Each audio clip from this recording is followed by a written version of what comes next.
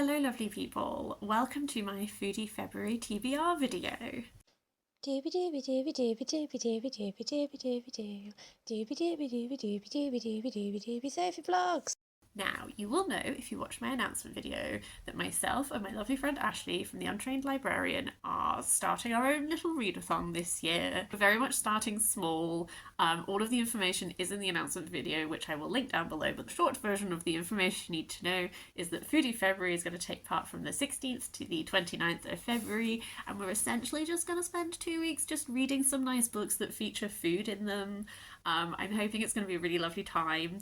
We have provided a set of 4 prompts, which we've called tasting notes, that you can thematically link your reading to if you like, but I will say that just reading one book that features food in it is enough to take part. What I have done is I have a little stack of foodie books that I'm hoping to get to, and I have tied some of them into the prompts. So I thought I would run through the 4 tasting notes and what I'm planning to read for that, and then just a few extras that I have in mind. First tasting note is Savory, and for that I have gone for A Cheesemonger's History of the British Isles by Ned Palmer.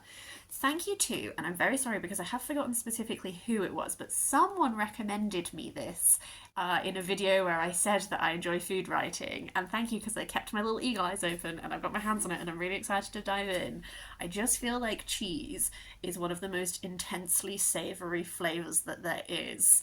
Unfortunately, I can't eat cheese anymore because I am allergic to milk, but I've still got all this passion about cheese. So I think this is going to be a really interesting book that is just exploring the history of cheese in the British Isles, and I've heard really good things, and so I'm very excited to do this one.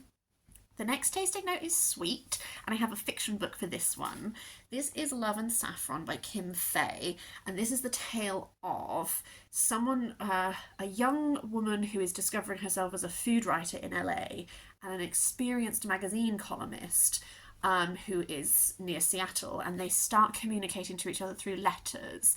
And I have chosen this for sweet because I just think this is going to be such a sweet and lovely book. I think this sounds like it's going to be utterly adorable, just these letters between these 2 women who bond over their love of food and form a really strong friendship. I just think it sounds really like heartwarming and lovely. And I love this cover. I love this like hot pink orange colour scheme. I don't see it a lot, but I'm really into it. The third tasting note is spicy, and for that I have gone for A Cook's Tour in Search of the Perfect Meal by Anthony Bourdain. I've kind of gone for this with like Anthony Bourdain was known for being very outspoken, so I'm kind of going that, like spicy, like hot take spicy kind of thing, but I don't want that to sound reductive because I read Kitchen Confidential, and that was very much like a no holds barred, exposing the truth about working in professional kitchens kind of thing. I have been really wanting to read his travel food writing because I have heard from a lot of people that that's where his writing really shines. It's this going around the world and looking at food and culture and politics and all that kind of stuff, and doesn't shy away from engaging with politics and all this kind of thing. So very intrigued for this one.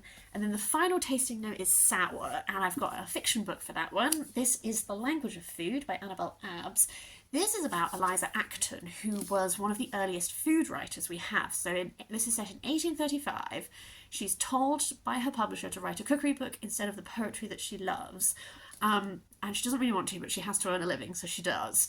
And she's never learned to cook. So then she's learning to cook from this young, destitute woman called Anne Kirby. And they kind of, what starts as like a fun friendship kind of thing, it sounds like Eliza starts to feel very constrained and wants to break free and have more creative freedom and all that kind of thing. So I've gone for sour with these 2 elements of wanting to write poetry and then being forced into a different like writing path, and then realizing that actually you like that writing path and you want to be freer in it. I don't know, I feel like then there will be themes of like resentment and jealousy and that kind of stuff. And I realised that those are really negative connotations to go with sour, and sour as an actual flavour taste is one that I really like. I like that it feels invigorating and all that kind of stuff. So I'm also hoping that maybe there will be that aspect of sour that is, as Eliza finds her path and feels inspired, like that zing that sourness can also give you will also like come into this narratively. So those are the 4 books for the prompts, and I also have 2 extra books that I would like to get to if I have the time. I'm aware it's a 2-week readathon. I just got very excited. If I have the time, I would also like to read Kitchen by Banana Yoshimoto, which it was published in the 80s. It's a very iconic book. It's not very big, so I do hope that I can squeeze it in. And it's a tale about mothers, transsexuality, bereavement, kitchens, love, and tragedy. And it has intrigued me for so long, and I really do want to get to it. And then the final book might not fit into February, but I feel like it's a very good transition book from my February reading plans into my March reading plans, because as you may know if you have watched my channel for a few years, I always take part in Doughy-thon in March, which is a book that is it's a readathon that's named after Dewi Sant, that is St David, the patron saint of Wales. So I have Welsh Food Stories by Carwyn Graves. So if I don't get to this in February, I will include it in my Doughy-thon reading plans. But it is just going around Wales and looking at different food manufacturers or types of food and giving you like history, like little sort of snapshots of different iconic Welsh foods and some history behind them and all that kind of stuff. It felt very fitting to sort of transition me from Foodie February into Doughy-thon. That's everything I'm planning on reading. I would love to know if you are hoping to join us, do you have any little books in mind? Even if you're not planning on joining us, do you have any food writing recommendations for me? We are hoping that this can be something that we'll do each year, and we'll have a lot more time to plan it for next year.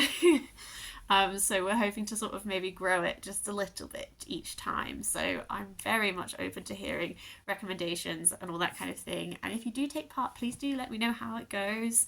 I'd really love to hear from you and how you find it, because how other people find it will influence what we decide to do going forward and all that kind of thing. So this is a waffly way of saying that I'm very excited to read lots of food books with people that I really like and to hear everyone's thoughts and opinions. And I hope that you are too. Anyway, for now, I hope you have a lovely day. I will see you next time for something different.